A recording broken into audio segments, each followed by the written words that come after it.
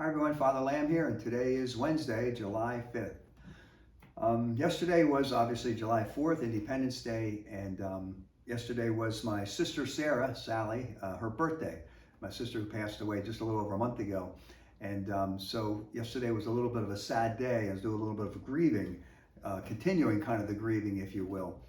And I just mentioned that today, not to be depressing about it, but I think it's important for all of us. I think a lot of us are grieving different things in our lives, whether we're grieving the loss of loved ones or just grieving like our health, grieving things we're having to let go of.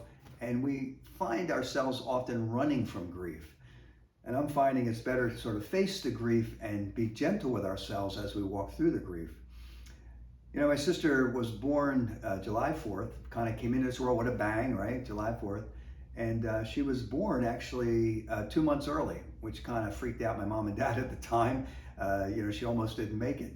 And I remember when I was younger, my mother saying, because of the 9 kids, the 9 in our family, my sister Sally and myself were both born prematurely. I was born 2 months early also. And my mother would often say, she was kind of, amazed, or she would remark that the 2 children she had who were born early ended up going into religious life. Well, I think it's really important for us to tell our children, our grandchildren, the stories around their birth. I think it's important to tell them, parents, to tell your children how you felt when you first found out, oh, you're pregnant with this child. Because that brings up a lot of feelings. With some couples, they may have been waiting to get pregnant. It's been hard to get pregnant, and they finally found out, oh my gosh, we're pregnant. And there's so much joy around that. And conversely, other couples may have had a few children and they have an unexpected birth, if you will, and there's a lot of turmoil around that. There's a struggle around that. And all that becomes part of the story around that child's birth. I remember in our family, like every 2 years, we had a birth, all the way down. I'm number 7 to my younger brother. He's number 8, like every 2 years. And you call them Catholic twins or Irish twins, all these kids. And then my little brother, Jerry, was turning, 6 years old and going into first grade. And my mom was like, yes, all the kids will be in school. She'll have some free time for herself during the day. And then she found out she got pregnant with my sister, Kelly. I still remember to this day, and I was probably 6 or 7 years old, sitting at the table at dinner, and my mother and dad telling us that mom was pregnant, which soon to be with my sister, Kelly. And my mother announced it to us, and she started crying. And they weren't tears of joy. It was like, oh my gosh, a 9th child, how are we going to do this? And yet, in retrospect, my sister Kelly has been one of the greatest gifts in our family for a whole lot of reasons that I won't get into here.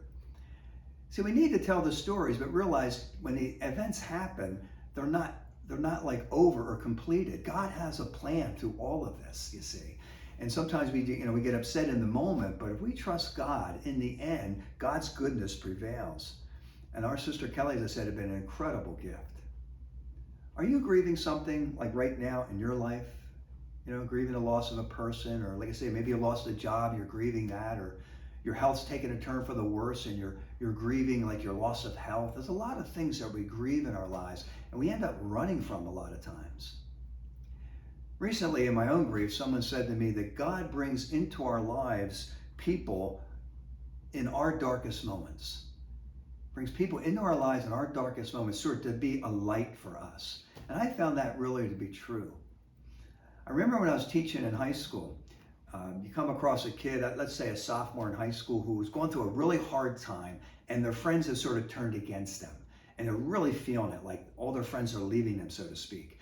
And going through this hard time, I remember on more than one occasion telling this high school student, this is a hard time you're going through, but you're going to find out something that's very important. You're going to find out who your true friends are.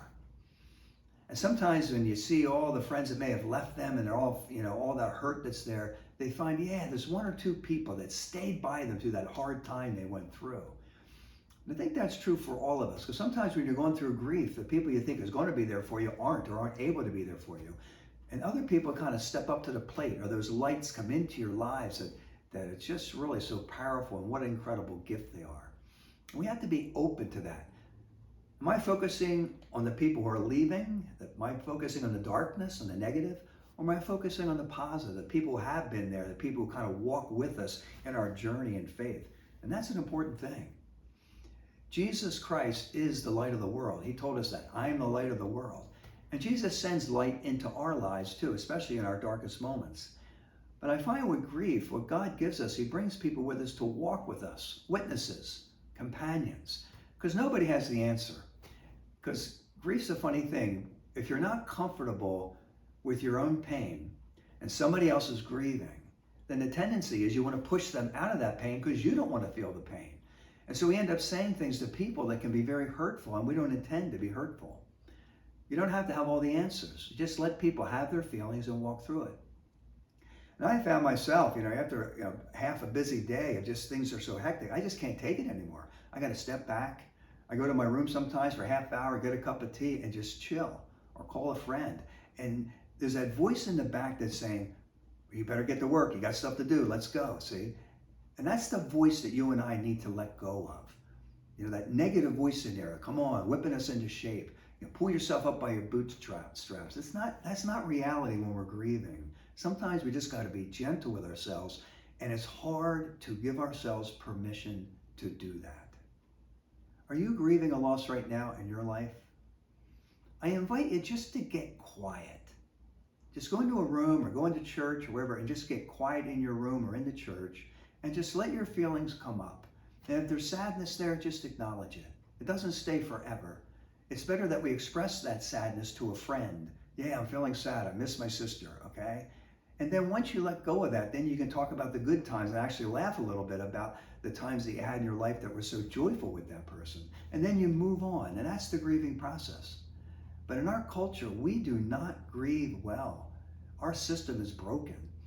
Let's grieve differently, because when we grieve the losses in our lives, we honor the people whom we have loved. And I've decided I'm going to honor my sister Sally by grieving her loss. Doesn't matter what other people think. This is my grief with my sister, who's a very special relationship with me. How about you in your relationship with some special people in your lives? Do you honor them by grieving their loss? Today, let's be gentle with ourselves. Let's allow God to bring people into our lives in the dark times, to bring light there and help us to walk through the struggles of life, because life isn't easy. But with the help of God and the help of other people walking with us, it's definitely possible. God bless you.